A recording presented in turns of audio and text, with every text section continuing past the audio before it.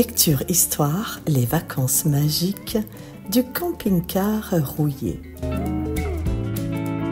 Les personnages. Théo a 18 ans, c'est le grand frère responsable, brun aux yeux noisettes, toujours coiffé comme s'il sortait d'un clip des années 2000. Il a son permis et adore conduire. Il est calme, un peu maniaque, mais très protecteur envers ses frères et sœurs. Il y a Léo qui a 12 ans. C'est le frère du milieu. Il est blond et bourriffé, avec des lunettes rondes, fan de bricolage et de BD. Il est curieux, bavard, et a toujours une idée farfelue en tête. Il parle souvent tout seul ou à son tournevis. Il y a Zoé qui a 8 ans, la petite sœur pétillante, les cheveux roux en tresse, toujours avec son sac à dos rempli de trésors inutiles, des cailloux, des plumes, des chewing-gums secs. Elle est malicieuse, rêveuse et adore les animaux.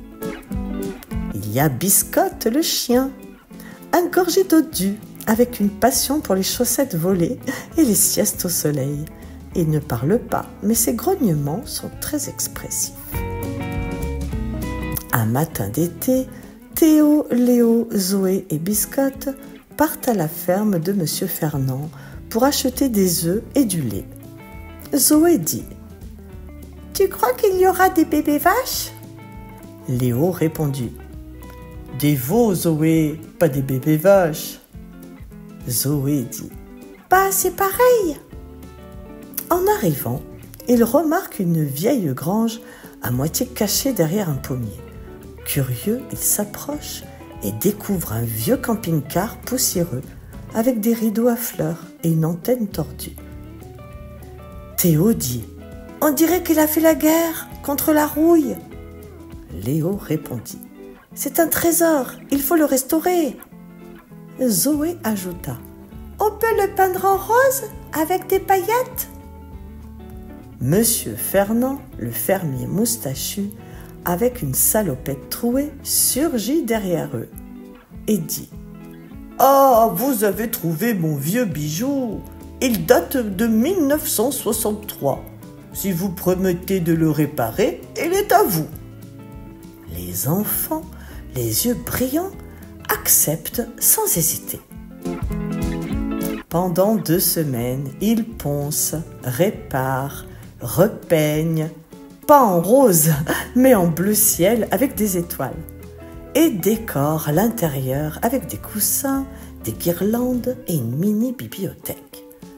Léo dit : « J'ai installé un porte-savon en forme de dinosaure. » Théo répondit : « Très utile pour survivre en milieu sauvage. » Zoé ajouta : « Biscotte a volé le rideau, il dort dedans. » Une fois le camping-car prêt, ils partent en vacances vers la mer. Sur la route, ils s'arrêtent dans des villages, découvrent des grottes, mangent des glaces géantes et dorment sous les étoiles.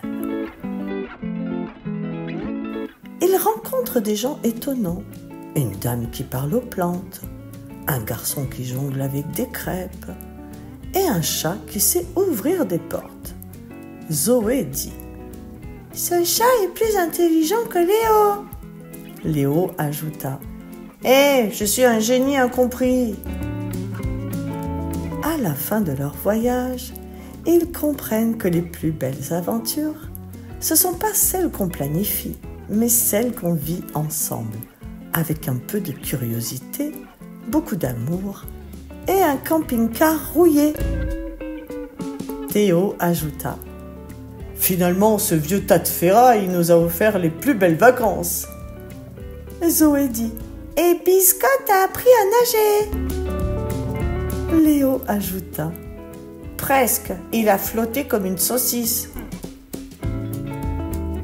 Parfois, les trésors ne brillent pas, ils rouillent dans une grange, en attendant qu'on leur redonne vie.